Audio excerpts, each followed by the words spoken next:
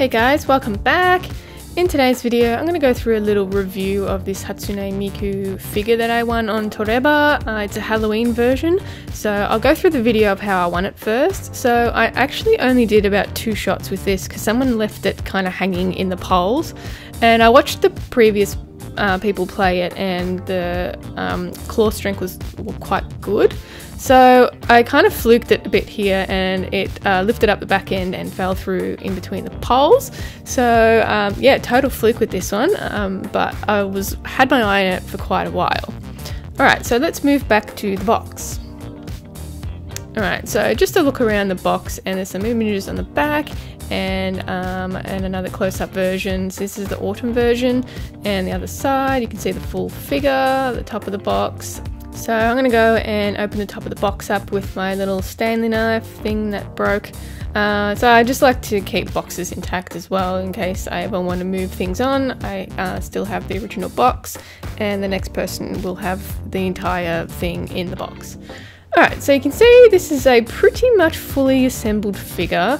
And it is in like a little plastic packaging type thing, and yeah, there's not really much construction that you had to do with this figure, but it's got this strange little plastic thing on it.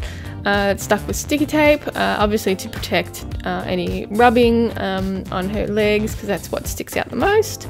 So I'm just going to cut them off, and then we can get stuck into the figure. So the figure is wrapped in a plastic bag, which, as you all know if you watch my videos, I like to keep plastic bags and reuse them. And her little body is wrapped in a small plastic bag as well. So here's what got the figure so far. So I really actually like the way they've done her hair. I like how it blends out into like a clear plastic. This is sort of like a soft PVC plastic, but not one that has too much bad smells. So get a bit more of a closer look here, and you can see it is actually really good quality. So it is, you know, medium-ish size figure. It's got a lot of detail on it, and the colouring is really well done as well. There's not too much overlap of the colours. So I know when you get some things from, you know, figures somewhere, you can get the colour that's been like stamped or heat printed on or something, how it bleeds through over the seams and stuff. So this one doesn't have it. It's actually really, really good quality, and the feel is really nice as well. You don't feel like you're going to break it because it is that softer plastic. So there's no problem there. So let's get out the stand, and she comes with this little purple base that you stick her little feet in.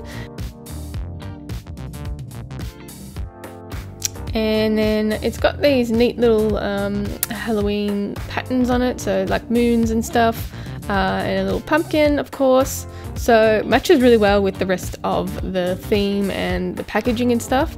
So, and I really like the translucency purple for the base as well. It's not just like a stock standard plastic crappy base. It's yeah, put a little bit more thought into it. So these are little pegs that fit into the holes on the base, and they were really easy to pop in. There was no warping or struggle or anything, and she just sits on the base like that. And you can display her anywhere. It's a pretty versatile stand, so I've just got her on my shelf displayed. So I think they're not actually on Toreba anymore. I think they're done with this little figure. I'm not sure, but sometimes they pop things back up if they have more stock of it. Who knows? Just check it out. And that is it from me today, guys. I hope you enjoyed the video. If you did, give it a thumbs up, and don't forget to subscribe. If you have any video requests, you can leave it in the comments down below. You can also check me out on Instagram and Facebook at Creatures of Net, and I'll catch you in the next one. Bye!